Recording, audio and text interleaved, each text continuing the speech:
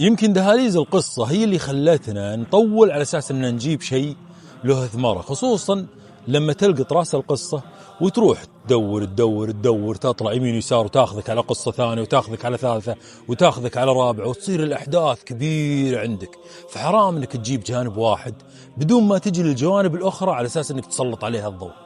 تسليطك للضوء على القصة هذه وبالشكل هذا وبكثرة الأحداث والدهاليز راح تكون ممتعة أكثر. على الأقل تعرف وش راس القصة وش ذيلها. راسها منو؟ راسها المهلب بن أبي صفرة، وذيلها نافع بن الأزرق. السلام عليكم. يوم صار التحكيم بين معاوية بن أبي سفيان وعلي بن أبي طالب، قصة التحكيم الشهيرة، طلعوا ناس، هالناس هذولا قالوا حنا راضين بهالتحكيم، مع أنهم هم الناس اللي طالبوا بالتحكيم من علي بن أبي طالب رضي الله عنه وأرضاه. فلما قبل علي التحكيم وصار التحكيم من صالح معاوية بن أبي سفيان، رفضوا هالأمر هذا وقالوا والله ما رضينا في هذا الأمر. فطلعوا فئة منهم، ناس راحوا للنهروان، ناس راحوا للحروراء. من ضمن الناس اللي راحوا للحروراء رجل اسمه نافع بن الأزرق. نافع بن الأزرق يا جماعة هذا شيء يعني والله شيء غريب جدا. يعني دائما الإنسان لما يدعي يقول اللهم يا مقلب القلوب ثبت قلبي على دينك. نافع بن الأزرق هذا الحنفي كان من تلاميذ عبد الله بن العباس حبر هذه الأمة، لدرجة أنه في مسائل كثيرة وكتب نشرت عن نافع بن الأزرق من مساءلته لعبد الله بن عباس. يسأل عبد الله أسئلة عظيمة وأسئلة كثيرة، وعن كل شيء يذكره الله سبحانه وتعالى في كتاب الكريم يسأل نافع بن الأزرق، لدرجة أن الناس ألفت الكتب هذه وصارت مسائل نافع بن الأزرق. نافع من الناس اللي طلعوا على علي بن أبي طالب رضي الله عنه وأرضاه، وكان من الخطأ تمجيد هؤلاء الأشخاص. المفروض أن تمحى أو يمحى كل شيء ذكر عن هؤلاء الأشخاص، خصوصا بعد خروجهم عن الدين. ما خرج فقط على علي بن أبي طالب رضي الله عنه وأرضاه، بل خرج على الدين كله. الوكاد نافع الحنفي هذا طلع في حروراء وصارت المعارك بين علي بن أبي طالب والخوارج، لكن الرجل هذا نفذ بجلده وطلع طال عمرك وصار من المشاغبين الموجودين، المشاغبين من الخوارج الموجودين في العراق، وكانوا قريب من البصرة وأحيانا بالكوفة وأحيانا يتوجهون للأهواز. الوكاد مرت السنوات على نافع بن الأزرق وتوالى الحكم بين معاوية بن أبي سفيان، وبعدها طال عمرك جاء يزيد بن معاوية. لما جاء يزيد بن معاوية كان أنت يا نافع بن الأزرق موجود وقاعد يسوي هجمات أو تصير بينه وبين الأمويين هجمات كثيرة. الهجمات لم تكن دينية، يعني ما كانت دينية أبد، كان رجال طلاب حكم، طلاب ثأر، طلاب أنه يكون له تواجد. لكن هذا ديدن الخوارج، يعني تلقاهم دائما يطلعون مع يعني جانب على جانب آخر دون هدف، يعني يأولون القرآن بكيفهم ويسولفون على راحتهم ويعطون أحكام كيفهم. نافع بن الأزرق كان هذا الشخص عدو لعدو أصلا، يعني العدو نحن عبيد الله بن زياد النجس الخبيث اللي ساهم في قتل الحسين بن علي رضي الله عنه وارضاه. حاول عبيد الله بن زياد بشتى السبل والوسائل أنه يظفر في نافع بن الأزرق، لكنه ما استطاع. ليه؟ نافع كان شجاع وكان ما يهاب الموت، وكان دخوله وخروجه يعني لا دخل على مدخل يعرف كيف يخرج من هذا المخرج كما قال عنتر بن شداد، وما قدر له عبيد الله بن زياد. مرت السنوات وكانوا مؤرقين للدولة الأموية بشكل كبير. لما جاء عهد يزيد بن معاوية، يزيد ركز على تركيز كامل أنه يقضي على شخص اسمه عبد الله بن الزبير. ليه؟ لأن عبد الله بن الزبير رفض أن يكون الحكم مثلا من معاوية بن سفيان ليزيد بن معاوية، وبايعوه كثير من الناس، بايعوا عبد الله بن الزبير، فظفر بالحجاز وظفر بالمدينة. لكن يزيد بن معاوية قال يا حبيبي انسى الموضوع، والله أني ما أخليك. فبدأ طال عمرك يرسل الجيوش، تلو الجيوش على أساس أنها تروح المدينة اللي دخلها مسرف غيرهم من الناس الناس اللي كانوا يعني دمروا المدينة المنورة واستباحوها في عهد يزيد بن معاوية يعني. فكانت هذه الاستباحة من الاستباحات العظيمة اللي يوصمها التاريخ بالعار إلى يومنا الحالي. الوكاد طال عمرك راحوا الجيوش وتوجهوا إلى مكة. يوم سمع نافع بن الأزرق بالعلم هذا، هو طال عمرك يجمع الناس اللي حوله حواليه وقال لهم يا الربع، حنا ناس المفروض أننا نعاون عبد الله بن الزبير على يزيد بن معاوية وعلى جيش الأمويين. قالوا شلون؟ قال نطلع الحين من هنية ونتوجه على عبد الله بن الزبير. لا رحنا على عبد الله بن الزبير نحط ايدنا بيد عبد الله ونقاتل الأمويين ونقدر إن شاء الله أن نصدهم. كان شجاع الرجال هذا، هو يطلع طال عمرك مع الجيوش اللي موجودة عنده أو الفرق الموجودة عنده من الخوارج، ويتوجهون إلى عبد الله بن الزبير. يوم أقبلوا على عبد الله يعرفوا عبد الله بن الزبير، يعرف أن هذا نافع بن الأزرق، ونافع له مساءلات كبيرة، وكان تلميذ لابن عباس، ورجل يعني له صولات وجولات، يعني فقيه كان بالدين يعني. لكن سبحان الله أخذ في تقلب بالقلوب، يعني قلب الله سبحانه وتعالى قلبه، فصار يعني تحريفه في الدين أكثر من تفقهه فيه يعني. وتحريف في القرآن أكثر، يأخذ الآيات على كيف. الوكاد طال عمرك وصل إلى عبد الله بن الزبير. يوم وصل عبد الله، آمر يا نافع، قال والله ما عندي من العلم إلا أني سمعت أن الجيوش جايتك وأنا رجال فزاع. قال والله ونعم، اجلس هنا يا نافع. هو يجلس طال عمرك نافع ويضبط الأمور ويجهزون أمورهم على أساس أن الجيش اللي بيقدم من جيش يزيد بن معاوية. يوم أقبل الجيش عليهم هم يصدونه، نافع من جهة وعبد الله بن الزبير من جهة والناس الموجودين في مكة من جهة. الوكاد طال عمرك كلهم صدوا الجيش هذا، وما قدر الجيش انه يدخل مكة. في هالوقت هذا توفي يزيد بن معاوية، فرجع الجيش. رجع الجيش، يعني صار انتصار عظيم لعبد الله بن الزبير في هذه المعركة، ومعه نافع بن الأزرق كانت له أيادي عظيمة في هذه المعركة. وجلسوا طال عمرك وضبطوا الأمور على أساس أنه خلاص أنت البيعة لك وما حد وراك ولا دونك، ونبي ناخذ لك البيعة. والناس يوم مات يزيد بدأوا يبايعون عبد الله بن الزبير، وراحت البيعة لعبد الله بن الزبير. اليمن بايعت، والحجاز كلها بايعت، والعراق بايعوا، والأهواز وبلاد خراسان كلها، يعني صارت المبايعة بشكل عظيم إلى عبد الله بن الزبير. في يوم من الأيام جالس أنت عبد الله بن الزبير، وكان موجود عنده نافع بن الأزرق، فاجلسوا يتذاكرون بعض الأحاديث والأمور والسوالف اللي بينهم. فجاء نافع بن الأزرق ناظر بعبد الله بن الزبير، قال له يا عبد الله بغيت أسألك سؤال. قال سم. قال يا أخي أبو بكر الصديق رضي الله عنه وارضاه، هذا رجل عظيم ورجل رجل رجل. قام يتكلم عن أبو بكر الصديق. بعدها طال عمرك توجه على عمر بن الخطاب، قال عمر من الرجال القلائل اللي أنجبتهم هذه الأمة الإسلامية، وعمر وعمر وعمر. قام يعطي من العلوم على عمر. هو يستمع أنت عبد الله بن الزبير. عبد الله مو خفيف أبد يعني. لا تعتقد أنك جيتني معركة ويعني فزعت لي وسويت اللي سويته أني أبي بداهنك بالدين، ولا أني أبي أساوم، ولا بتنازل لك عن أمور معينة. لا لا لا.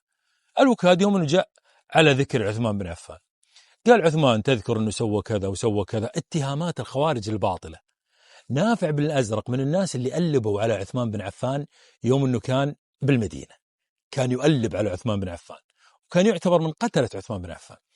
فقام يتكلم الكلام اللي صار من عثمان ويتكلم انه صار وقرب الامويين وابعد الناس وخذ هذا قال طالع فيه انت يا عبد الله بن الزبير. قال له والله ان ما اتيت به من هذا الكلام انما هو باطل. قال شلون باطل؟ قال باطل. قال عثمان، ما تخبر عثمان يوم انه ظلم، يوم انه سوى، يوم انه فعل. قال اقول والله اني ولي لمن يوالي عثمان وعدو لمن يعادي عثمان. قال أجل أنا والله إني عدوك. قال عدو يقلب وجهك ولا أشوفك بديره، يلا توكل على الله. عبد الله بن الزبير ما ينطح نافع بن الأزرق ولا غيره، هذا عبد الله بن الزبير أبدا ما حد يقدر يعني يجابه من شجاعته من رجولة هذا الرجل يعني. قام أنت يا نافع بن الأزرق هو ينادي بالخوارج الموجودين عنده، وهو يطلع معهم ويتوجهون. قالوا ما لنا قاعدة أبدا عند الرجال هذا طالع موالي لعثمان بن عفان، وحنا أعداء العثمان، ما حنا جالسين هنا دقيقة واحدة، نبي نتوجه من هنا وما حنا واقفين إلا بالبصرة. هو ياخذ اللي موجودين عنده من الخوارج أنت يا نافع بن الأزرق، ويتوجهون وهم رايحين للبصرة. هو يجلس طال عمرك بنص الطريق، ومعه واحد من عيال عمه القريبين اسمه نجدة الحنفي. نجدة الحنفي هذا كان من الخوارج اللي معروفين مع نافع بن الأزرق. وهم يسولفون طال عمرك بليلة ويتقهوون يسولفون مع بعض، هم طريقهم رايحين. قال شفت الكلام اللي قاله عبد الله بن الزبير، وشفت العلم اللي قاله وكذا وكذا ومن الأمور هذه كلها. قالوا نجدة والله أنا أشوف أنا معك يعني إنه صراحة الرجل هذا المفروض إنه عدو لنا، يعني إحنا عدونا عثمان وعارفين الأمور هذه كلها، لكن أنا أشوف إنك أنت مسرف في موضوع القتل والأمور والدنيا. أنت يا أخي ما تأخذك لا يعني ما يأخذك لا ألا ولا ذمة، يعني أنت صحيح يعني المفروض أنه يكون لنا ديدا في الخروج، وأننا نبي مثلا حاكم مستقل، وأنه الخليفة لابد أنه يكون كذا وأنه كذا من الأمور والاشتراطات هذه. لكن أنت تسرف بالقتل، يعني يا رجل حتى الأطفال تقتلهم، أنت ملعون يعني، أنت عن جد يعني. قالوا كأنك تغلط علي. قال لا أنا أتكلم معك جد يعني، لا تزعل نافع، أنت رجال يعني مسرف يعني بشكل مقرف صراحة. أنا ما أدري وش وضعك أنت بالضبط، لكن إذا تبي تستمر بهالديدن هذا أنا والله إني أعتذر منك. أنا ما دامك فتحت الموضوع ما أقدر أدخل معك ما أقدر إني أمشي معك البصرة. قال شلون؟ قال والله إني ما أقدر. قال يعني تخليني لحالي؟ قال خليك لحالك، خليك مع ربعك اللي يأيدون فكرك. أنت الفكر اللي تتكلم فيه لا بالله إنه مو فكري، أنا خارجي صحيح لكن لي فكر آخر، يعني ما أبي الفكر اللي أنت تمشي عليه. قال أجل هذا فراق بيني وبينك. قال السلام عليكم. وهو يطلع طال عمرك أنت يا نافع بن الأزرق البصرة، ويخلي نجد الحنفي اللي هو ابن عمه باليمامة وخلاها بنجد. فلذلك انقسمت فرقة الخوارج إلى اسمين أو قسمين. القسم الأول كان اسمهم النجدات اللي قعدوا بنجد، والثانيين طال عمرك اللي راحوا وين؟ اللي راحوا إلى البصرة وكان اسمهم الأزارقة. وصل أنت يا نافع بن الأزرق هناك، وطبعا عبد الله بن الزبير على وضعه واخذ البيعة، وبدأوا طال عمرك انت يطلع عبد الملك بن مروان والناس اللي قاموا يطلعون في الشام، واخذت البيعة له حتى في الشام، يعني في أجزاء من الشام. لكن سبحان الله ظلت عليه عصية دمشق الأمويين. دمشق هذه بدأت طال عمرك شوي شوي تنبت تروح، فاهم، رايحة. نافع بن الأزرق طلع إلى البصرة، ومن البصرة توجه إلى الأهواز، سوى له قاعدة. القاعدة هذه كان معه ناس كثير. من ضمن الأسماء اللي كانوا معاه من الخوارج كان في واحد اسمه عبد ربه الكبير، وواحد اسمه عبد ربه الصغير، وواحد معروف عند الكل اسمه قطري ابن الفجاءة. قطري ابن الفجاءة التميمي كان مع نافع بن الأزرق الحنفي. كلهم جهزوا لهم جيش، وصاروا من الجيوش العتية، كان تعدادهم تقريبا من 20 إلى 30 ألف. كانوا يحاولون أنهم يرعبون هالبلدان اللي موجودة في بلاد فارس، واللي موجودة بالأحواز، واللي موجودة في خراسان، خصوصا أن الحكم كان ضايع. الحكم بهذاك الوقت كان ضايع. الأمويين طلابة حكم، والزبيريين طلابة حكم. مصعب بن الزبير موجود بالعراق، والدول كلها دانت منه لعبد الله بن الزبير، لكن الأمويين مستحيل يخلونه. فصارت يعني الأمور كذا تعرف مشاربكة. هذول ناس قاموا يرعبون هالناس الموجودين بالبصرة، ويرعبون الناس اللي حول العراق وكذا. انتوا الخوارج الأزارقة اللي على رأسهم نافع ابن الأزرق، وكان يضرب ضربات، يعني يجي عليهم يضرب ضربات ويمشي. كان في والي من ولاة البصرة، الوالي هذا كان تابع لعبد الله بن الزبير، فكان يرسل الجيوش تلو الجيوش على أساس أنه يعني يحاول أنه يكفي المسلمين شر الأزارقة. فكان يحاول أنه يصدهم بأي شكل من الأشكال يعني. فكانوا ينهزمون ويرسلوا، ينهزمون يرسلون. فشافوا أن الخطر خلاص وصل عندهم، يعني وصل إلى البصرة يعني. في هذه الأثناء ظهر الرجل هذا كان متوجه من خراسان ورايح طال عمرك إلى عبد الله بن الزبير. ليه؟ لأنه كان والي من ولاة خراسان، ما كان والي رسمي لكنه كان والي من ولاة خراسان الموجودين، ومن الرجال المعدودين يعني. الرجل هذا كان اسمه المهلب بن أبي صفرة. المهلب بن أبي صفرة، ومن منا لا يعرف هذا الاسم العظيم؟ اسم عظيم جدا، من أبرز الأسماء اللي مرت في تاريخ الدولة الأموية. إذا كان للعباسيين برامكة، فالأمويين لهم المهالبة، اللي هو المهلب بن أبي صفرة وأسله داود المهلبي ويزيد المهلبي، وعد واغلط يعني، عد من الأسماء العظيمة اللي موجودة عنده. المهلب بن أبي صفرة توجه لعبد الله بن الزبير، أعطاه البيعة، وجلس مع عبد الله بن الزبير ويتناقشون مع أمور كثيرة، وفي أمور عظيمة يعني عن الدولة الإسلامية واللي موجودة طال عمرك في خراسان. وأخذ له البيعة من خراسان وضبط له الأمور كلها. هو طالع قال له أنت يا عبد الله بن الزبير يا مهلب لا ترجع للعراق، توجه على طول إلى خراسان وخلك والي لنا في خراسان. قال سم طال عمرك، بيض الله وجهك بيض الله وجهك. وهو يطلع. طلع المهلب بن صفرة إلين وصل البصرة. يوم وصل البصرة جالسين طال عمرك ناس في البصرة متأذين من الخوارج، ويعني واصلين إلى حدهم الأقصى. من أبرز الناس هذول اللي كانوا موجودين هناك كان رجل اسمه الأحنف بن قيس. تعرفونه زين الأحنف بن قيس، حليم العرب. فجالس الأحنف بن قيس مع ناس موجودين من التجار والناس المعروفين في البصرة. فقالوا يا الربع الحين وين رايحين يعني؟ أنتوا تشوفون الخوارج ما خلوا علينا شيء، يعني لعبوا بالدنيا لعب، فأنتوا وين تبون وش تبون نسوي بالضبط؟ قالوا والله ما ندري، حنا كل ما أرسلنا عليهم جيش ولا أرسلنا عليهم أحد، ومصعب بن الزبير مشغول، الرجال هنية، والوضع مو مستتب. فشوف لنا أمر، أنت وش تشور علينا؟ أنت حليم العرب يا الأحنف، أعطنا العلم اللي موجود عندك، أي علم بس أنقذنا في هذا العلم. قال والله يا الربع أنا سمعت أن المهلب بن أبي صفرة جاي، والمهلب مو قليل شر إلا الخير كله فيه، ومتوجه إلى خراسان. خلونا نجلس مع المهلب ونقنعه ونقول له يا المهلب تكفى، البصرة خطر، خطر عظيم، وانت تخبر الامور وتخبر الامور العظيمه اللي قاعده تصير، فتكفى لا تمشي، خليك هنا. قالوا تم. هم يجون طال عمرك يرسلون على المهلب يوم اقبل على الديره، قالوا المهلب احنا عازمينك على القهوه، تعال خلينا نسولف مع بعض. جالس معه طال عمرك انت الحنف بن قيس والناس الموجودين من اهل العراق، وقاموا يسولفون مع بعض. قال يا الربع العلم اللي عندكم وشو؟ انا رجال وراي ولايه خراسان، وانتم اخذتوا بالسوالف ورحتوا وجيتوا وجبتوا وحطيتوا، بعرف وش علمكم بالضبط يعني. قال والله احنا ما عندنا من العلم الا ان احنا واخذنا من ناس يسمونهم الازارقه. قال معروفين، اتباع نافع بن الازرق. قال لي بالله انك وصلت، اتباع نافع بن الازرق، وحنا والله واخذنا منهم سالفه اننا بنخليهم عز الله انهم ياخذون العراق مو مخلين شيء. قال الله يعينكم، وش اسوي لكم يعني؟ انا رجال مامور خليفه المسلمين قال لي روح الخراسان، انتهى الموضوع، احموا نفسكم ما لي شغل فيكم. يا ولد يمين يسار تكفى، يعطيك يرضيك لان نسوي لك نحط. قال ما في نهائيا. يوم شافوا ان الرجال راسه يابس قالوا خلاص الرجال ما راح يلي الراس الا عبد الله بن الزبير، وهم يرسلونهم طال عمرك مرسول لعبد الله بن الزبير. قالوا يا عبد الله ما عندنا والله من العلم الا سلامتك، وخذنا من الخوارج ونحن قادرين عليهم، والرجال اللي اسمه المهلب بن ابي صفره من اشد الناس قتالا، وانت تعرف المهلب زين، فنبيك توصل المهلب لا يروح الخراسان، خلوا يحمينا او يقدر انه يبعد شر الازارقه عننا، وبعدها خلوا يتوكل على الله.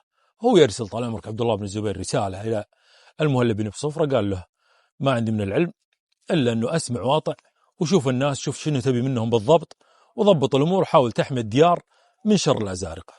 وصل العلم طال عمرك الى المهلب بن ابي صفره، هو يقرا الرساله، قال والله سمعا وطاعه، ما دام خليفه المسلمين امر انت الموضوع عندي بحول الله وقوته. لكن وكان هذا ديدا عند المهلب بن ابي صفره، قال أنا رجال ما قاتل إلا مع أبناء عمومتي، أبناء عمومتي تجيبون منهم 10,000 وتجيبون لي نقوة من أهل البصرة، أنا أتخير من الكوفة والبصرة ومن الناس هذولا 10,000، وخلوا هالناس اللي يسمونهم الخوارج خلوهم علي. أمر الخوارج إن شاء الله أنه هين، وأمرهم إن شاء الله أنه مقضي، لكن خلوهم علي. ما يدري المهلب بن أبي صفرة أنه أمر الخوارج بيصير طال عمرك ملازم له طوال حياته. في العام 8 من الهجرة ولد المهلب بن أبي صفرة. كانوا الأزد، يقال أن قبائل الأزد وعلى رأسهم ابن أبي صفرة أبوك المهلب، كانوا من الناس اللي أسلموا وبعدين ارتدوا وبعدين رجعوا إلى الإسلام، ويقال أنهم أصلا أسلموا بالرسول عليه الصلاة والسلام، لكنهم لم يأتوا إلى المدينة إلا في عهد عمر بن الخطاب رضي الله عنه وارضاه. جاء ابن أبي صفرة ومعه 10 من الأبناء، كان أصغرهم المهلب. فلما شافه أنت عمر بن الخطاب يعني قال كلمة من فراسة عظيمة كانت في عمر بن الخطاب، قال والله إن ابنك هذا لسيد في قومه، على المهلب. وكان صغير المهلب يعني، بعد سنوات يعني سبحان الله صار هذا الرجل المهلب كما يعرفه الكل. يعني يمكن حياته في حياة يعني المهلب بن أبي صفر، خصوصا بعد خروجه من المدينة المنورة مع أهله وطلعوا إلى البصرة واستقروا في البصرة. ويقال أصلا إنهم من دبا اللي موجودة طال عمرك في إقليم عمان والإمارات حاليا، كل الديار هذه كلها في دبا، الفجيرة، دبا عمان، دبا، هذه الديار هذه كانت هي ديار المهلب بن أبي صفرة قديما يعني، لكن نشأتهم كانت من هناك، لكن حياتهم كلها بالبصرة. فيقال أن المهلب من البصرة يعني تحديدا، يعني ما يقال من أي مكان آخر مع احترامنا لكل الأماكن، لكن المهلب بن أبي صفرة لم يبرز اسمه وصيته إلا من البصرة تحديدا في العراق. الوكالة طال عمرك المهلب بن أبي صفرة مع مرور السنوات سبحان الله دارت عليه الأحداث، إلى أن صارت الأحداث اللي تكلمنا فيها في وصوله إلى عبد الله بن الزبير، ومن بعدها طال عمرك في وجوده مع أهل البصرة، إلى الحكاية اللي تكلمنا فيها قبل قليل في حكايته الشهيرة في حربه مع الخوارج. وبالفعل جاء المهلب بن أبي صفرة وضبط الأمور وضبط الجيوش، وخلى طال عمرك على ميمنة الجيش أبناء عمومته من الأزد، وعلى ميسرة الجيش الناس الموجودين من أهل البصرة، وبدأ بقتاله الشهير مع الخوارج. بدأت طال عمرك الحروب مع الخوارج، وكانت حروبه مع الخوارج ما هي حروب عادية ولا هينة. بدأت تقريبا المعارك بينه وبين الخوارج في سنة 65 للهجرة، وبدأ طال عمرك يجليهم من البصرة وتأمن البصرة وتأمن ديار البصرة، ويجليهم طال عمرك إلى أن وصل معهم الأهواز. وكان يعني بينهم وبين أو بينه وبين الخوارج حروب، يعني حروب عظيمة، حروب شعواء، يعني حروب يعني ما لها رجل مثل المهلب بن أبي صفرة. يعني كان المهلب عظيم جدا، يعني لدرجة أن المهلب كان يكرم الجنود اللي عنده، كان عندهم ولاء عظيم للمهلب بن أبي صفرة، لدرجة أنه أيضا لما صارت المعارك أو بدأت المعارك بينه وبين الخوارج، وقبل لا ياخذ الجنود اللي موجودين عنده ويتوجه على أساس أنه يقتحم ديار الخوارج اللي موجودة من الأهواز واللي موجودة في خراسان، وأنه يحاول طال عمرك أنه يجليهم ما يخلي عليهم شيء، اشترط على أهل البصرة واشترط على حتى عبد الله بن الزبير شرط عظيم من الشروط اللي ما يقولها أو ما يقولها إلا شخص يعني له سؤدد وله راي وله كلمة، ويحافظ على ناس ويحافظ على جنود ويحافظ على الناس اللي معه، يعتبرهم أبناء ويقدم قبلهم، ما يخليهم يقدمون قبله، لا هو اللي مقدم القوم. كان شجاع بشكل غير طبيعي. يشترط شرط عظيم اللي هو إذا أنا جيت طال عمرك وجليت الخوارج من أي مكان وأي ديرة جيناها وأخذناها، فالغنيمة لي أنا والجنودي، ما هي لكم، ما تروح لخراج المسلمين، أنا أجلي وأجيب الفلوس والدنيا وأرسلها لكم وأنتم أمنين مطمئنين. لا، انتهى الموضوع، الفلوس لنا نستعين فيها على قضاء حوائجنا في هذه الدنيا وعلى معاركنا. فقبلوا كلهم، أهل البصرة قبلوا، وعبد الله بن الزبير قبل، كل الدنيا قبلت، بس إنه فكنا من شر الخوارج اللي موجود واللي أذانا في البصرة. في يوم من الأيام يقال من الحكايات الجميلة المهلب بن أبي صفرة أنه جاء بيوم من الأيام في معركة من المعارك وهو راجع وتواجهه حرمة من الحريم الموجودة. تعرف اليوم شافت ولا هذا المهلب بن أبي صفرة قدامه؟ قالت يا مهلب. قال نعم. قالت والله أني نذرت أنك إن عدت منتصرا أني أصوم شهر وتعطيني 1000 دينار وجارية. فضحك المؤلف بن صفرة قال خذي ما نذرتي نفسك له، يعني خذي لكن لا تنذري أبدا بعد الآن، يعني ليس كل رجل يعني يعطيك مثل المهلب بن أبي صفرة. في يوم من الأيام أيضا جاء المهلب بن أبي صفرة رجال وقال له يا مهلب أبي منك حويجة بسيطة يعني كذا، على أساس أنه يسهل الأمور، يعني يسهل الأمر، ما يبي يكبر بعين المهلب، حويجة صغيرة كذا. قال اطلبها من رجيل، يعني لا تطلبها مني، أنا رجل ما تطلب مني للحاجات، الحاجات تطلبها مني، الحويجة تطلبها من الرجيل، يعني ما تطلبها من الرجال، رجال يا رجيل يا صغير يعني. فكان المهلب مضرب يعني مثل حتى بالكرم، لدرجة أنه في أيام الكرم كان المهلب بن أبي صفرة لا حطوا الطعام وحطوا هالأمور هذه كلها، كان يقول للناس الموجودين عنده، الناس اللي يشتغلون معه من الخدم وغيرهم، قللوا من الماء واكثروا من الطعام، على اساس ما تمتلئ بطون الرجال في الماء ويبقى الطعام او انهم ما ياكلون الطعام، لا كثروا من الطعام وقللوا من الماء. شوفوا الكرم اللي كان موجود عنده. يقال ان المهلب بن ابي صفرة حسب المراجع التاريخيه انه سبحان الله ارزقه الله ب300 من الابناء والبنات. 300، تخيل، يعني كان المهلب بن ابي صفرة رجل عظيم، وسبحان الله العدد هذا يمكن يكون عدد مبالغ فيه، لكنه مع المهلب بن ابي صفرة ونسل المهلب بن ابي صفرة تعرف ان كل واحد عرق وكل واحد قبيله. يعني يزيد بن المهلب وين، داود المهلبي وين، هالناس اللي يضرب فيهم الكرم بشكل عظيم. ويقال بالتاريخ مثل ما قلنا قبل انه اذا كان للعباسيين برامكه فالمهالبه هم الامويين، كانوا بيت كرم، بيت عظيم وبيت ما شاء الله تبارك الله. الكرم هذا وافقه شجاعه، فلا تلقى ما تلقى بحياتك بخيل رجال نهائيا، يعني دائما الشجاع كريم، مستحيل انه يكون في شجاع وبخيل، هذه مستحيل تلقاها لا بكتب التاريخ ولا في وقتنا الحالي. بدأ طال عمرك المهلب بن أبي صفرة في معارك عظيمة مع نافع ابن الأزرق. نافع بن الأزرق مثل ما قلنا كان معه قطري بن الفجاء اللي لا يقل شجاعة عن نافع بن الأزرق. أقول لها وقد طارت شعاعا من الأعداء ويحك لا تراعي، رجل يعني شاعر مقدام. وكان يقال أن القطري بن الفجاعة كان ينكشف وجهه بالمعارك يهرب من أمامه من بشاعة الوجه اللي موجود، يعني يشوفونه قدامهم، والرجل كانت فيه شجاعة عظيمة، شجاع قطري بن الفجاعة. تخيل قطري وعبد رب الكبير وعبد رب الصغير ونافع بن الأزرق كلهم في مواجهة المهلب ابن أبي صفرة. بدأ القتال مع نافع ابن الأزرق وفي معركة عظيمة من معارك هذا الرجل. كانت المعارك يعني شيل أبوك وحط أخوك صحيح يعني، فصارت معركة من المعارك كانت تسمى معركة دولاب. قدر أنت المهلب بن أبي صفرة أنه يباغت هالرجال هذول. شلون يباغتهم؟ كانت المعارك دائما تجي بالنهار، المهلب بن أبي صفرة ما يغزو إلا بالليل، يعني حارب بالليل، يدخل عليهم ليل نهار، ما عنده وقت محدد أبدا. فقدر في منطقة اسمها دولاب أو جبل دولاب يدخل طال عمرك على الأزارقة وتصير بينهم معركة عظيمة جدا. تخيل المهلب بن أبي صفرة والجيوش الموجودة معه مواجهة الأزارقة وشجاعة الأزارقة وعلى رأسهم نافع بن الأزرق، وهو طال عمرك شيل أبوك وحط أخوك وتنتيف شوارب معهم في معركة يشهد لها التاريخ في وقوف المهلب بن أبي صفرة قدام هالخوارج الأنذال الأزارقة اللي قاموا على الأمة الإسلامية، وتلقاهم في كل ظهر أمة يخرجون لازم موجودين. ودائما معوناتهم ما تجي للمسلمين أبدا، تجي للناس اللي ضد المسلمين، أبدا ما ينصرون المسلمين بأي شكل من الأشكال. فقدر طال عمرك أنه يجابههم في المعركة هذه، وينتفلك طال عمرك نافع بن الأزرق ويخليه من صيد أمس، انتفه وهو يشلع راسه ويرسله لعبد الله بن الزبير. تباشروا الناس وتباشرت الأمم في هذا النصر العظيم المؤزر اللي سواه المهلب بن أبي صفرة، وقدر من خلاله يقضي على نافع بن الأزرق. لكن انت قطعت راس الداب صحيح، لكن الداب طويل، الداب وراه قطري بن فجاء، وراه الناس الموجودين من الخوارج اللي ما يخلصون، اللي بياخذون من عمرك المهلب شيء كبير.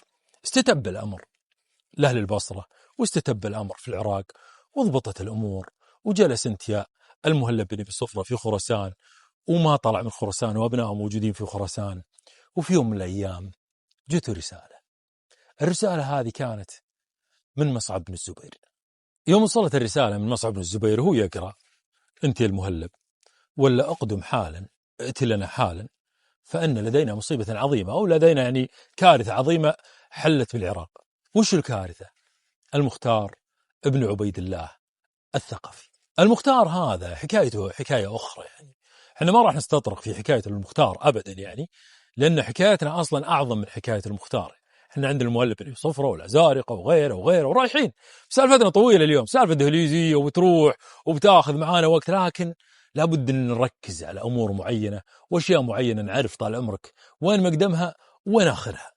طال عمرك يوم شاف الرسالة هذه، ولا المختار بن عبيد الله الثقفي طالع، والرجال هذا يطالب بدم الحسين، وعلى أساس أنه يطالب، وآخر شيء طالب أن الناس تعبده، وطالب أنه يعني طلع زنديق كبير يعني، وكان يحاول أنه يوئد، مع أنه كان من سيوف الزبيريين في البداية، لكنه ظهر على الزبيريين وحاول أنه يقاتل الزبيريين وأنه يأخذ الحكم بالعراق. صارت المطامع عنده كبيرة، وكان يعني شيء من أشياء الخوارج اللي تطلع كل يوم يطلع لهم واحد جديد. وعرفوا أن شر المختار بن عبيد الله الثقفي شر عظيم جدا.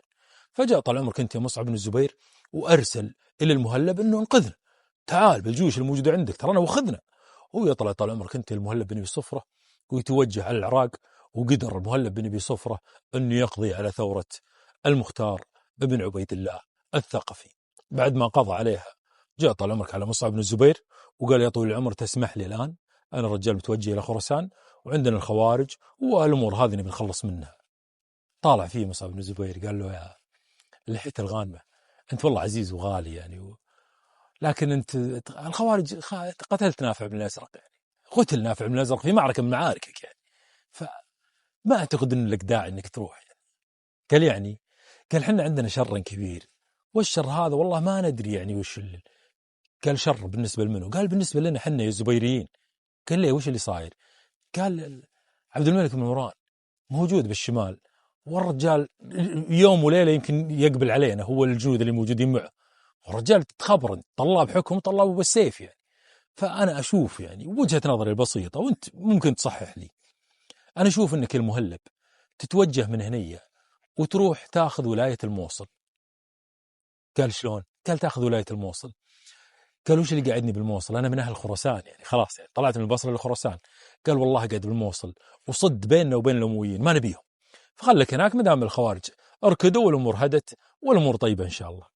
قال: سمع وطاعة.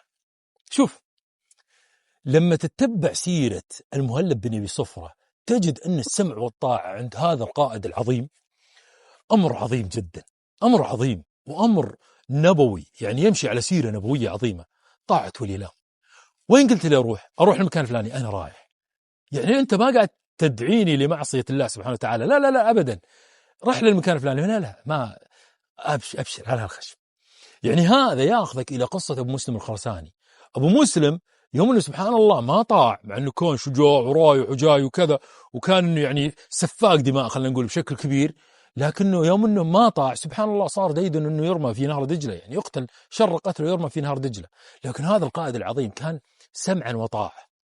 وين تبين نروح؟ قال الموصل. قال: توجه خلاص، جيب الجيوش طال عمرك. هو يطلع بالجيوش ويروح للموصل ويستتب الأمن هناك، ويقدر انه يصد طال عمرك الحملات ولا الناس اللي تفكر انها تجي، ويعرفون سيف المهلب بن ابي صفره وانه مو سيف بسيط، لا الامويين يعني يستهينون فيه ولا الزبيريين ولا المسلمين ولا الخوارج، يعني الناس كلهم يعرفون ان المهلب بن ابي صفره مو رجال بسيط، رجال عظيم جدا. ويجي طال عمرك يستتب الامن بالموصل والامور موجودة عند الخوارج وجالسين ينتظرون طقات المهلب بن أبي الصفرة. الخوارج كانوا يشوفون المهلب شيء آخر، كانوا يقولون يعني قضري بن الفجاء وش يقول إذا شد أو شددنا على يعني طرفا من ثوب المعركة يعني انظر إلى الطرف الآخر ستجد المهلب بن أبي الصفرة. حتى أن أحد الأشخاص قال له تمدحه يا قطري، تمدح المهلب؟ قال أنا أعرفه حق المعرفة. المهلب بن أبي الصفرة رجال ما ينطح، لكن الله يكفينا شره، الله يكفينا شره، يعني خايفين منه.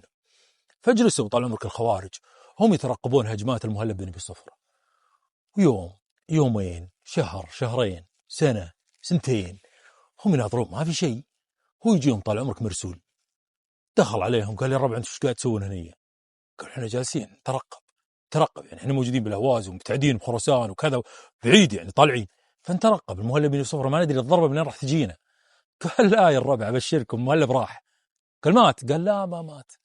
الرجال طال عمرك خذاه مصعب بن الزبير ووداه الى الموصل، والرجال مو حولكم والرجال موجود هناك، فانتم اعثوا في الارض فسادا، اخذوا راحتكم.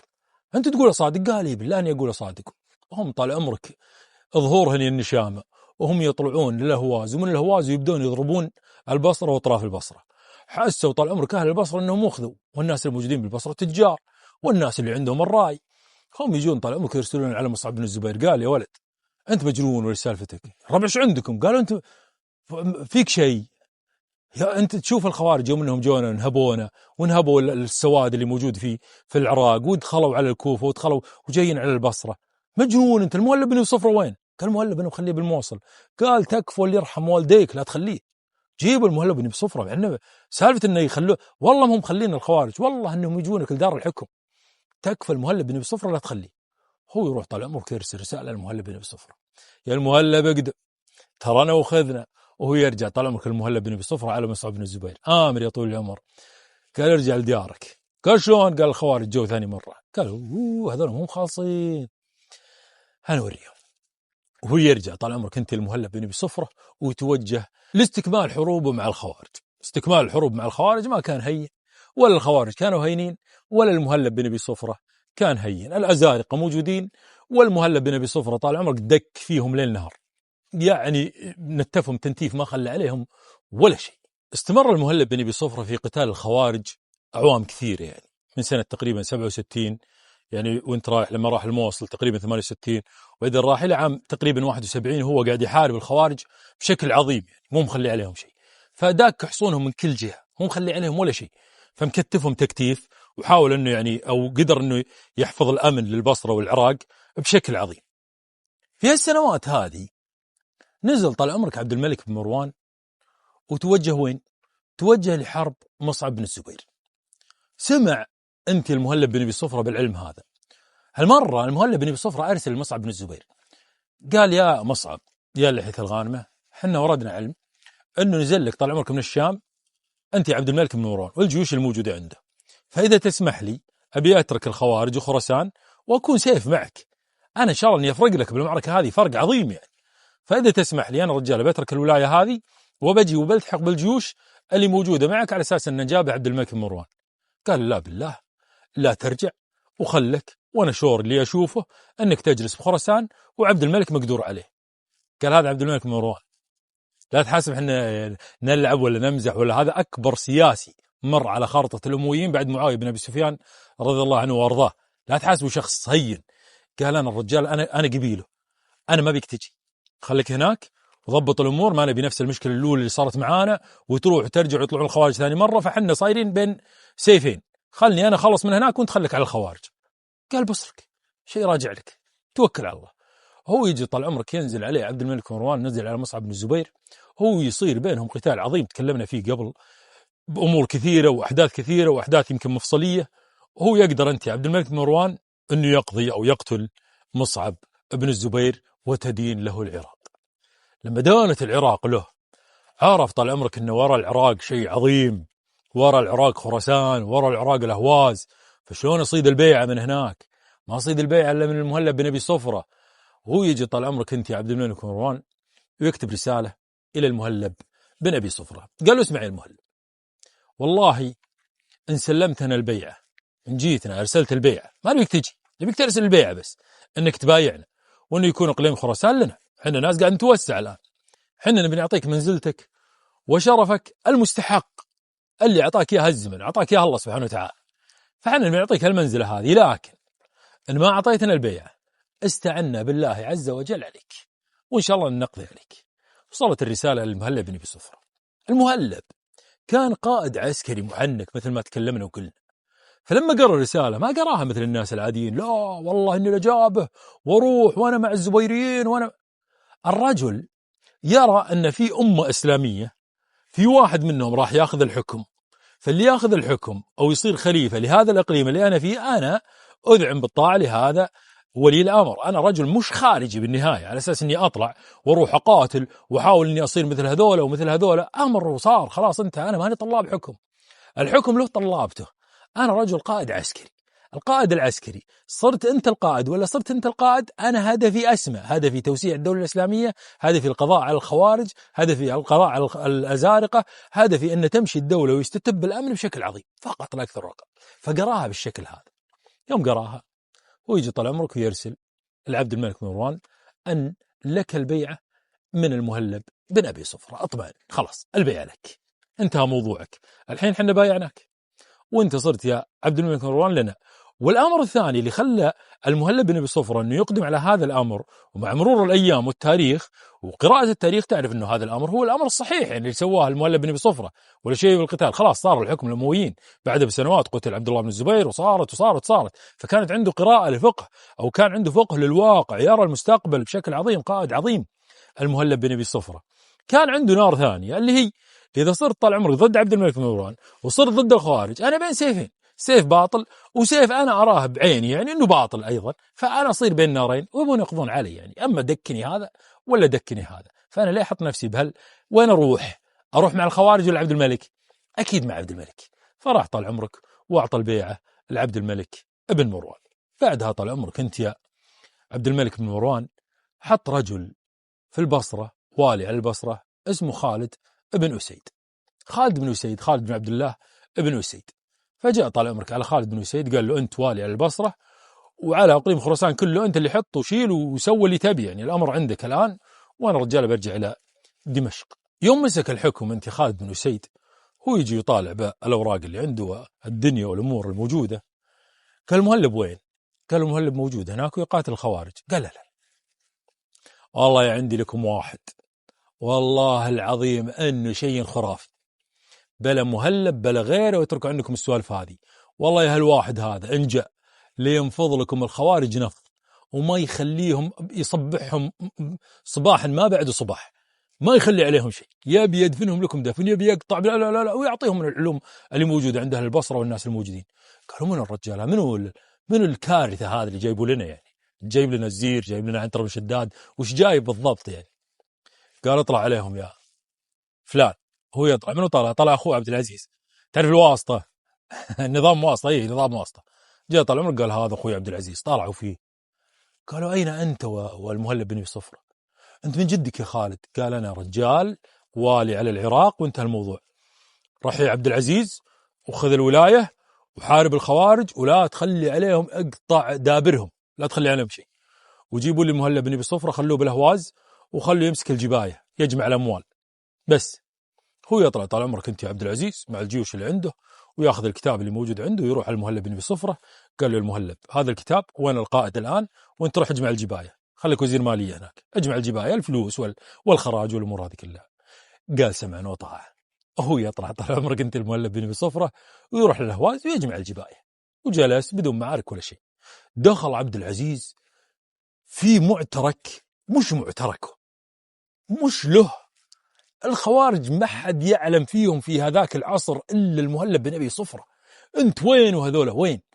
هو يجي طال عمرك ويحاول أنه يدك الخوارج، وهم طال عمرك يجدعونه بالمعركة الأولى، وهم يضربونه بالمعركة الثانية، وهو يرسل لهم القائد الفلاني وهم يجدعون راسه، وهو يرسل لهم القائد الفلاني وهم الوكات طال عمرك انفضوا نفض، وهم يجون عليه إلين وصلوا إلى البصرة. تخيل رجعوا جو الخوارج وصلوا إلى البصرة. يوم وصلوا العلم وارسلوا الناس الرسل المراسيل، ارسلوها لمن؟ ارسلوها لعبد الملك بن مروان. قالوا يا عبد الملك الخوارج وصلوا عندنا البصرة. قالوا وين المهلب؟ شو المهلب يعني الحين تهاون انه الزبيريين راحوا والحين قام يتهاون معانا؟ قالوا اي مهلب، اي خالد بن سيد. قال إيه؟ قال شال المهلب. قال شلون شال المهلب؟ قالوا شال المهلب، والرجال حط أخوه بمكان المهلب وجاب المهلب على الجباية. هو يجي طال عمرك ويحط له رسالة توبيخية من أعظم الرسائل اللي فيها توبيخ بالتاريخ. أرسل طال عمرك خالد بن سيد، قال يا أحمق، يا أحمق، أنت غبي، أنت وش موضوعك بالضبط؟ أنت فيك شيء؟ منو عبد العزيز؟ أزعجت أهلنا بعبد العزيز وأخوك على أساس أن أخوك. الله ياخذ هالوجه. أحد يحط المهلب بن أبي صفرة على الجباية وتخلوا القتال لعبد العزيز؟ منو عبد العزيز؟ الله ياخذك وياخذ عبد العزيز معك. انقلع شيل عبد العزيز وروح حط المهلب بن أبي صفرة، والله اني ما شلته، اني لجيك لانتفك من مكانك. هو يرجف الرجال، تعرف اللي ينتفض ويرسل المهلب، تكفى المهلب تكفى، انقذنا، روح خلص الموضوع. ويطلع المهلب بن صفرة قال انا قايل لك من زمان مرسل لي عبد العزيز. من هو اخوك على اساس انه هو اللي جايب راس الدرايع؟ لا يا حبيبي توكل على الله بس. هو يطلع طال عمرك انت يا المهلب بن ابي صفرة ويتوجه على الخوارج وقتال الخوارج من اول جديد، ويبدا طال عمرك يستأنف القتال معهم ويستكمل القتال. ويجي عبد الملك بن مروان ويرسل كتاب الى خالد بن السيد، قال له يا خالد الآن ما أبي أشوفك بالمكان هذا، عندك طال عمرك بشر بن مروان، بشر أخوك يا عبد الملك بن مروان هو اللي راح يمسك العراق. راح طال عمرك أنت يا بشر بن مروان ومسك الحكم، طلع أنت يا خالد بن سعيد، فصار الوالي اللي يتبع له المهلب بن أبي صفرة بشر بن مروان. لكن بشر ما كان قليل الشر، وما كان أصلا محب للمهلب بن أبي صفرة، ما يحب المهلب. ليه؟ بشر يشوف أن المهلب من سيوف الزبيريين، فإلى الآن في إحقاد. ما يقول إن تغير الحكم، تغيرت الدنيا وخلاص استتب الأمن والأمور طيبة، لا، يكره شيء اسمه المهلب بن أبي صفرة.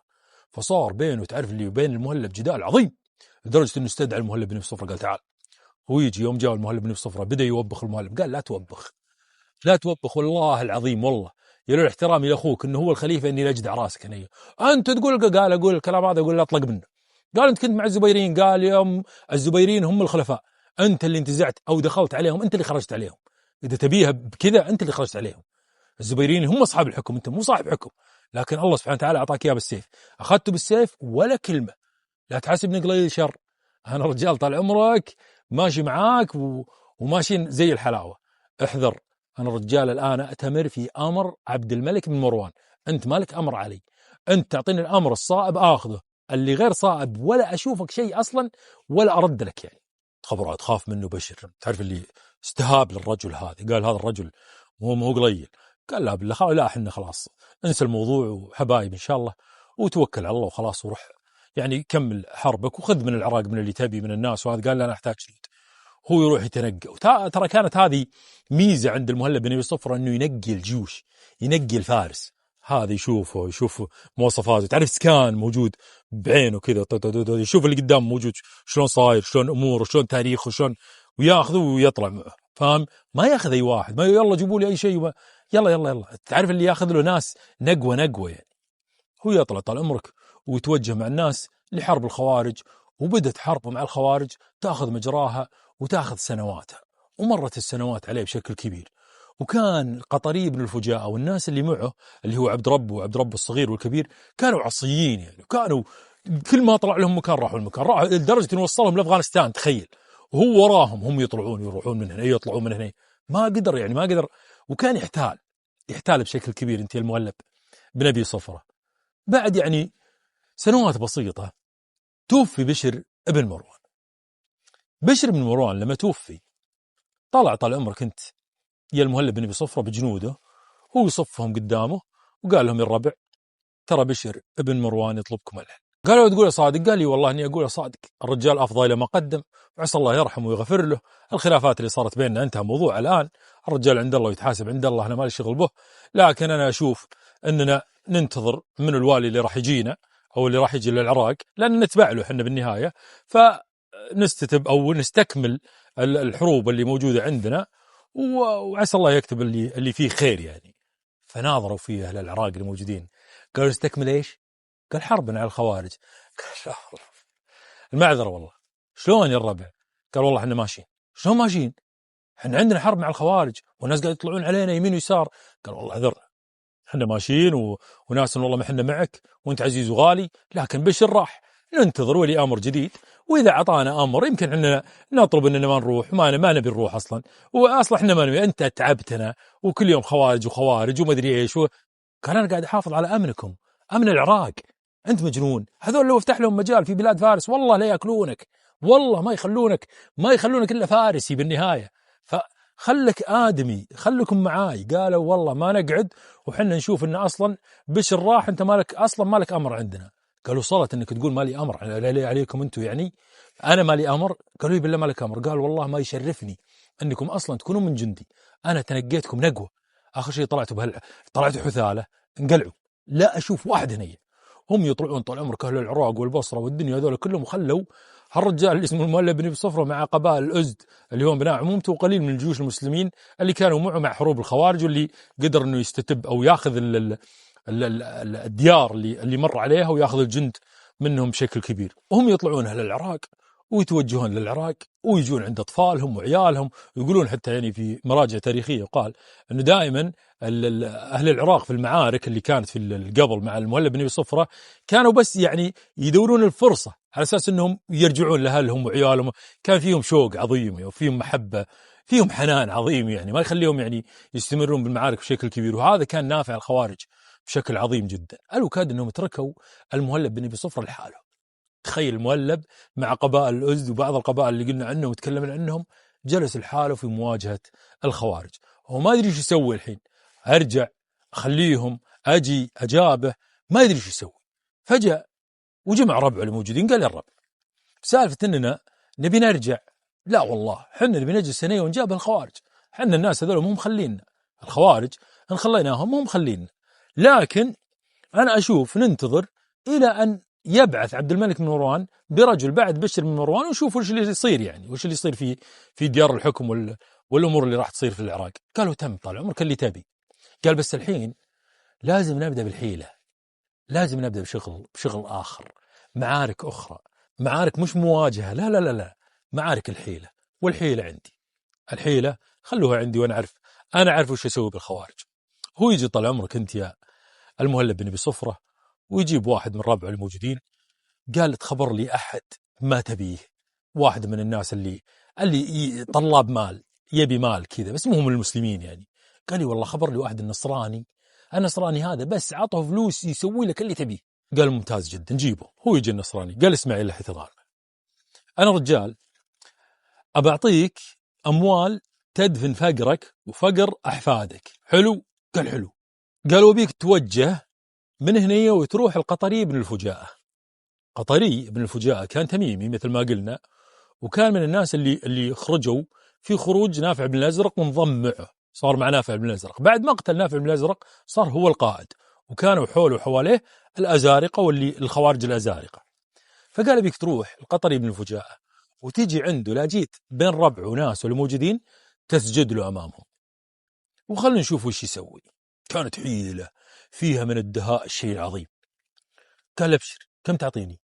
قال أعطيك اللي تبي. إيش تبي؟ كم تبي؟ قال أبي كذا كذا. قال هذه كلها لك، روح. هو يطلع طال عمرك النصراني هذا ويتوجه على قطري بن الفجاءة. يوم جاء على قطري، أول ما شاف قطري بن الفجاءة هو يسجد له، سجد القطري. هو طالع فيه قطري بن الفجاءة، قال وش تسوي أنت؟ قال أنا أسجد لك. قال السجود لله سبحانه وتعالى مو لي. قال أنا أعبدك أنت، ما أعبد حتى الله، أعبدك حتى أنت، يعني أعبد الله وأعبدك أنت يعني. قال ما يصير هالكلام هذا، ابعد بس عني، ابعد. هو يقوم واحد من الموجودين قال والله إنكم حصب جهنم، أنتم وما تعبدون حصب جهنم، يعني أنت كافر وهو كافر. شوف التكفير عندهم فلس، فلس. فدب الخلاف كذا. قال شلون تقول مجنون أنت؟ ليه أنا كافر؟ ما هو اللي سجد، أنا ما قلت له إنه يسجد ولا ما يسجد. قال لا أنت اللي سجد وأنت رضيت بالأمر هذا.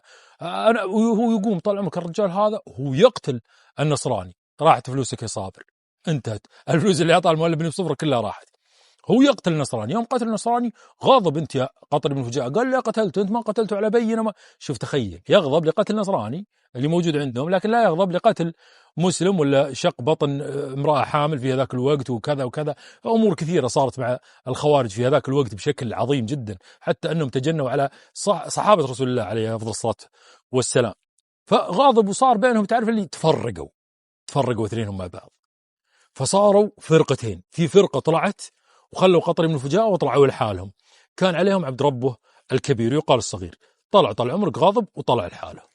فقدر بهالحيلة هذه انه تعرف اللي يحاول انه يستثمر الوقت. قال لا، الكلام هذا ما يمشي، لازم نسوي لنا حيلة ثانية.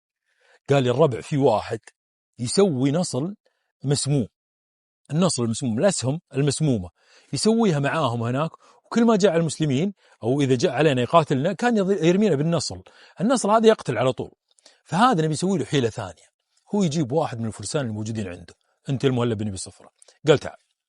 هو يجي الرجال هذا وياخذ طال عمرك الرجل هذا اللي جابه أنت المهلب بن أبي صفرة، قال له اسمع، أبيك تروح وتاخذ رسالة وتقطها بالسوق وتحط معاها 1000 دينار وتحذفها بسوق الخوارج هذول الأزارقة بالمكان اللي هم فيه وتمشي. قال سم طال عمرك. هو ياخذ طال عمرك الرسالة وياخذ 1000 دينار، هو يمشي بسوق الأزارقة ويحذف نفس جاسوس كذا ويحذف، حذف ومشي. جاء واحد هو يمسك الكيس، فتح الكيس ولا في 1000 دينار ولا في رسالة داخل، ولا الرسالة إلى صاحب النصل. يا صاحب النصل، ترى الأنصال أرسلتها لنا وصلت وبيض الله وجهك ومشكور، وهذا 1000 دينار عربون، ولك المبلغ الثاني إذا جبت لنا طال عمرك الباقي. تعرف الحيلة اللي فيها دهاء عظيم، هذه من الحيل اللي يعني تخط بماء الذهب في حياة المهلب بن أبي صفرة. هو يجي طال عمرك يوم خذوا الرسالة وخذوا الأمور، ناس نقالة علوم هم يطلعون على قطري، قالوا يا قطري شوف اقرأ الرسالة. هو يجي وينادي راعي النصل، يا صاحب النصل تعال. يوم جاء صاحب النصل قال له شلون الرسالة هذه وشلون؟ قال والله ما أعرف عنها شيء. شلون ما تعرف عنها شيء؟ شلون يعرفون أمرك هذا ومعطينك 1000 دينار وهذه الرسالة وثبتت عليك وصار وما أدري لا. المهم طلعوا لك يمسك السيف أنت يا قطري من الفجاعة، وهو يقتل صاحب النصل. يوم قتله زعل عبد رب الصغير، قال شلون تقتله؟ أنت رجال ما عليه بينه. قال لا أقتله. الوكالة طلع عمرك طلعت فرقة ثانية، فصارت فرق الخوارج الأزارقة 3 فرق. ال3 فرق هذه كانت فرقة عبد رب الكبير وعبد رب الصغير وانت يا قطري ابن الفجاعة. وقدر انه يحركهم عن بعض او انه يشتت شملهم انت المهلب بن ابي صفرة بحيلة من حيله العظيمة، الى ان يجي والي يبي يشوف من الوالي اللي بيجي العراق، وهل الوالي هذا راح يجي معه ولا مو هو معه بالنهاية. ما يدري وش يسوي، يمكن يصير مثل خالد بن سعيد قبل، يجي يقول تعال خليك على الخراج ولا كذا. ما يدري من اللي راح يجي، ما يدري انه راح يجي اقشر رجل مر على تاريخ العراق منذ نشأتها الى يومنا الحالي. ارسل عبد الملك بن مروان بوالي من الولاة اللي كان يشار لهم بالبنان الى يومنا الحالي. كان الرجل هذا يقول عنه الامام الذهبي ان حسناته تغوص في بحر سيئاته. قتل من الامم الشيء العظيم صبرا، يقال انه قتل 200,000 صبرا. تخيل، صبرا يعني بدون سلاح ولا شيء، بس مربطهم وقتلهم. جاء للعراق كان سيف دموي، سيف دموي. يقول والله إن عبد الملك بعثني بسيفين، أما سيف الرحمة فسقط مني في المتاع، لكن سيف العذاب ها هو. مسك سيف العذاب، أنا والله ما أخليكم. دخل عليهم طال عمرك الحجاج بن يوسف الثقفي. يوم دخل الحجاج خاطب خطبة العظيمة، وهذه الخطبة تأخذنا إلى أمر يمكن بالتاريخ الناس راحت إلى قصة الحجاج وخطبة الحجاج، بس ما راحوا ليش قاعد يتكلم عن المهلب بن أبي صفرة. هنا مربط الفرس. الناس اللي هربت من المهلب بن أبي صفرة وجت إلى العراق طلع عليهم أنت الحجاج بن يوسف الثقفي، ليتك ما رجعت، ليتك قعدت عند المهلب بن أبي صفرة. قال اسمعوا يا الربع، خطبته العظيمة اللي ذكرناها كثير وتكلمنا عنها كثير، كان يعني خلينا نقول الكلمات الجوهرية فيها أنه قال لهم، قال والله إني أعطيتكم الخراج، خراج أعطيات الأمير، يعني أعطيتكم أعطيات عبد الملك، وأني أمهلكم 3 أيام اللي ما أشوفه يخرج مع أو إلى ركب المهلب بن أبي صفرة ويقاتل الخوارج، والله إني لا أستحل دمه وأستحل داره أو أهدم داره وأقتل أهله. ال3 هذه ترى هي فيه، انتهى الموضوع، ما عندي أي كلام ثاني.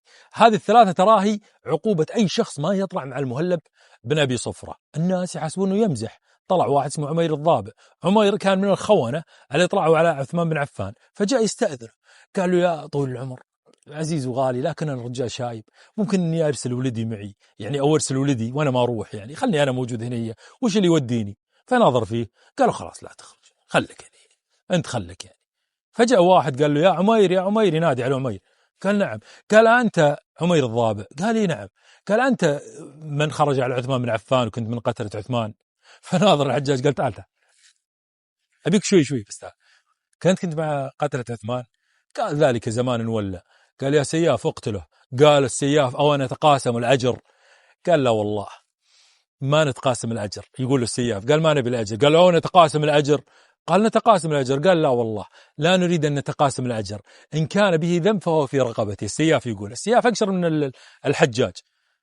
يوم شاف الكلام يعني بالشكل هذا قال اقتله طال عمرك روح. هو يمسكه طال عمرك يجدعه. يوم جدعه شافوا الناس أن الموضوع مو مزح، مو بشر بن مروان ولا هو خالد بن سعيد، هذا الحجاج بن يوسف الثقفي. يقولون لدرجة أن الناس تزاحمت على جسر العراق أو جسر نعم جسر العراق، تزاحموا على أساس أنهم يهربون، يعني يبون يطلعون. تعرف اللي كلهم يبون يروحون إلى المهلب بن أبي صفرة ويلتحقون بالركب.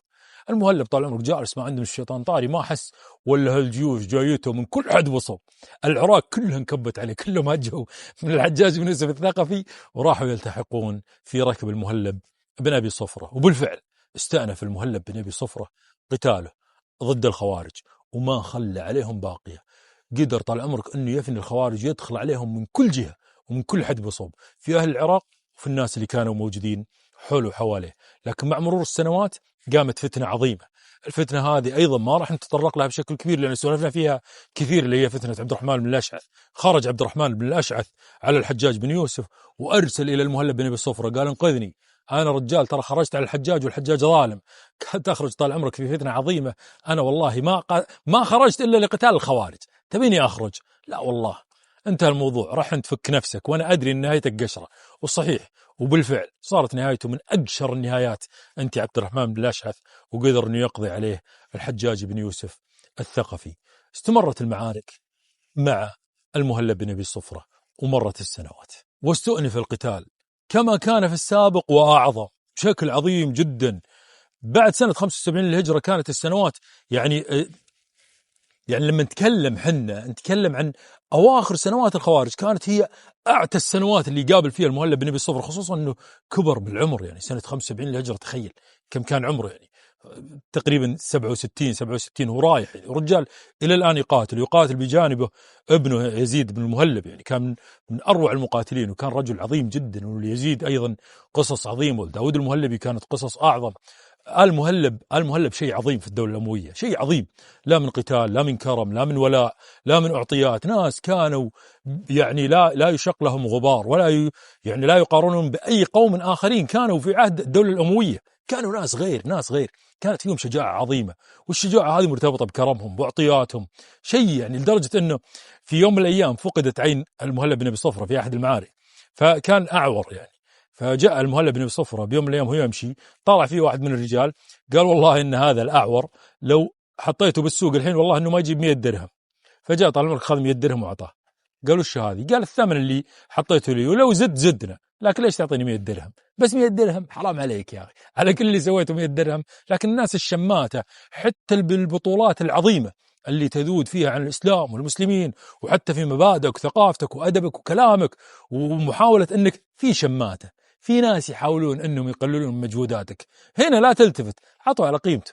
هو رجل حطك 100 درهم، أنت هاك 100 درهم وانت الموضوع خلاص. هذا اللي حط هو اللي حط القيمة لنفسه بالنهاية. فكان هذا ديدن، هذا الحليم العظيم، الرجل المقدام في المعارك. انت المهلب بن أبي صفرة في سنة 75 استؤنفت المعارك مع المهلب بن أبي صفرة، وراح طال عمرك المعارك إلى أن وصل فيه يعني الأمر إلى أن قام يحث الحجاج بشكل كبير، قاتل لا توقف، قاتل سو افعل حط ما يخلي، كل يوم يرسل رسالة كل يوم انه لا تخلي الخوارج، انا رجال ابي، واي واحد يعصيك من الناس الموجودين يقول لك والله انا ما بروح بالجانب هذا بروح بالجانب الثاني، اقتله على طول لا تخلي. فكان يقتل حتى على الشبهة انت الحجاج بن يوسف. واستمرت المعارك الى ان قدر انه يوكد اماكنهم. احنا شنو قلنا من شوي؟ قلنا ان المهلب بن ابي صفرة جاء طال عمرك فرقهم، خلى قطري بن الفجاء لحاله، وخلى عبد ربه الكبير لحاله، وعبد ربه الصغير لحاله. أرسل طال عمرك يزيد ولده إلى عبد ربه الصغير، وراح هو إلى عبد ربه الكبير، وأرسل جيش إلى قطري بن الفجاء.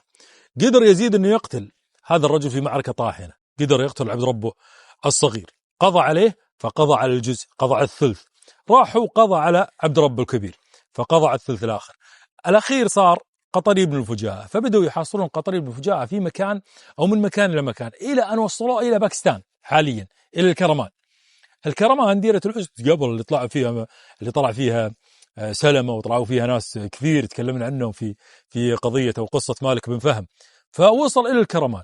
يوم وصل طال عمرك وصلوا إلى الكرمان، هم يدخلون عليها الجيوش الإسلامية بقيادة المهلب بن أبي الصفرة، ويقال أنه بقيادة أحد قادة المهلب بن أبي الصفرة اللي أرسلهم طال عمرك لقتل قاطري بن الفجاءة. وبالفعل قدروا طال عمرك أنهم ينتفون قاطري بن الفجاءة ويأخذون راسه ويرسلونه إلى الحجاج بن يوسف الثقفي. هنا استتب حكم خراسان إلى المهلب بن أبي صفرة تقريبا في سنة 79 للهجرة 79. استتب الحكم وصار الحكم للمهلب بن أبي صفرة، وصار المهلب بن أبي صفرة السيف الذي لا يجارى للدولة الأموية في إقليم خراسان. صار الرجال هو اللي ماسك كل شيء. وبعد تقريبا 3 سنوات وافته المنية في خراسان تحديدا. المهلب بن أبي صفرة من أعظم الشخصيات ممكن اللي تمر عليك في عهد الدولة الأموية، بالإضافة إلى شخصيات عظيمة مرت يعني معانا من موسى بن نصير، طارق بن زياد، وناس كثير. لكن في إقليم خراسان لا يجار المهلب بن أبي صفرة في أمور كثيرة. من كثر الأمور اللي موجودة في حياته أنه كان سيف للدولة الإسلامية، وكان سيف للزبيريين، وكان سيف أيضا للأمويين، وما خان هذا الرجل أبدا، وما خان عهد معاهم، وكان مقدام في حرب الخوارج بشكل عظيم، بشكل ما تتصوره. أول معاركه اللي بدأها في تاريخه بدأت من عهد سعيد بن عثمان. تخيل، من عهد سعيد بن عثمان بن عفان لما صارت على سمرقند وصارت على بخارى، وكان هو المشارك في فتوحات بخارى والقضاء على يعني تمرد خاتون في هذيك الديار في بخارى، وقدر أن يأخذها مع سعيد بن عثمان في الفتوحات الأولى قبل فتوحات قتيبة بن مسلم. كان المهلب بن أبي صفرة من أول من شارك في هذه الفتوحات. يمكن عشقه لهذه الأرض هو اللي خلاه أنه ما يطلع من خراسان، يبي خراسان، ومات أيضا في خراسان. لما وافته المنية جمع أبنائه كانوا كثر، فأعطاهم وصيتين من أعظم الوصايا. من ضمن الوصايا هي وصية السهام اللي تؤخذ الآن كمثل، أنه لا جمعت السهام هل تقدر أنك تكسرها؟ ما تقدر تكسرها. فجمع السهام بين أبنائه، هو اللي سوى الحركة الجميلة اللي كانت عظيمة جدا في التاريخ، أنه قال اجمعوا السهام، والله إن النصال لا تنكسر مع بعضها البعض، فاجتمعوا على أنفسكم يا بني المهلب، لا تخلون أنفسكم. فأخذوا منه الحكمة هذه، وأعطاهم حكمة عظيمة جدا من أبرز المقولات اللي تدرس إلى يومنا الحالي يعني. فلما جمع أبنائه قال لهم: يا بني استعقلوا الحاجب واستظرفوا الكاتب. شوفوا المقولة العظيمة، استعقلوا الحاجب، فإن حاجب الرجل وجهه، يعني خل وجهك وجه عاقل، لا تصير وجه خفيف. واستظرف الكاتب، الكاتب وشو؟ اللي هو اللسان، يعني خل لسانك ظريف وجميل. استظرفوا الكاتب، خلوا جميل جدا، لكن وجهك خلوا وجه رجال. استعقلوا، خلوا عاقل، تحس العقل كله بالوجه. خل دائما ملامحك ملامح رجل، لكن لسانك خلوا دائما لسان لطيف تستجلب فيه قلوب الناس. مش تأخذ قلوب الناس غير بلسانك اللطيف ولسانك الجميل. المهلب بن أبي صفرة سيرة عظيمة جدا. أدري أني طولت معك بالقصة هذه، لكن حاولت أني أجعلها من أطول القصص اللي تسمعها في اليوتيوب، تحديدا من أخوك الفقير إلى الله. دهاليزها كثيرة، من الأزارقة إلى المهلب ابن أبي صفرة. نتواجه على خير إن شاء الله. السلام عليكم.